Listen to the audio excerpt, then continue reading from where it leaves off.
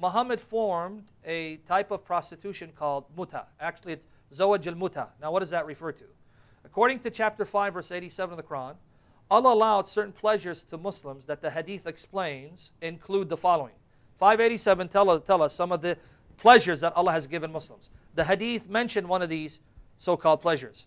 Muhammad allowed his companions to contract what he called temporary marriage, where they would meet a woman and tell her, look, I want to marry you for a period of time, 3 days, 2 days, even an hour, and I'm going to give you a sum of money, and when the time has expired, when the time is up, I'll divorce you. Do you accept?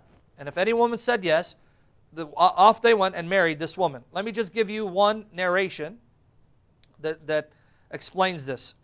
Sahih Bukhari, volume 6, book 60, number 139. Sahih Bukhari, volume 6, book 60, number 139. Narrated Abdullah, we used to participate in the holy wars carried on by the Prophet, and we had no women, no wives with us.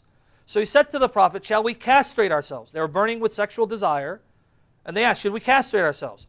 But the Prophet forbade us to do that. Instead, he allowed us to marry women temporarily by giving her even a garment, and then he recited, chapter 5, verse 87, O you who believe, do not make unlawful the good things, the pleasurable things, which Allah has made lawful for you. So what was Muhammad's solution? Instead of saying, pray to Allah for the power of the Holy Spirit, pray to Allah to give you the strength to overcome your sexual desires. No, don't castrate yourself. Go into the city, ask the local woman, can I marry you for a garment? And I'll marry you for 3 days, and once it's done, I'll divorce you. Sure! Now, for lack of a better term, wouldn't you call this prostitution? There's no other term for it. It's just divinely ordained prostitution.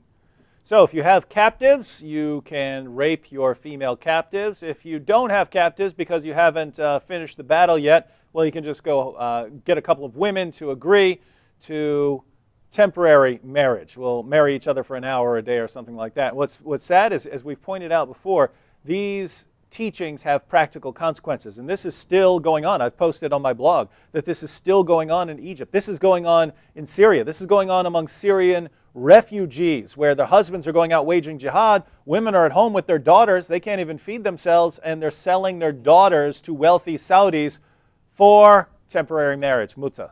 And it's all okay with Allah, and it's actually arranged. It's arranged by Muslims, practiced by Muslims, and we're supposed to think that Muhammad is this pillar of morality that we should all strive to imitate. And it's ironic that the Shiites say it's not abrogated, but Sunnis would claim it's abrogated, and yet, even though they say it's abrogated, they're still engaging in that side. And why? Because even in the Sunni sources, right, it's inconsistent. You will find some saying, oh, Muhammad outlawed it, but you say, some of them say, no, it wasn't Muhammad who outlawed it, it was Umar who did then actually made it lawful again. Yeah.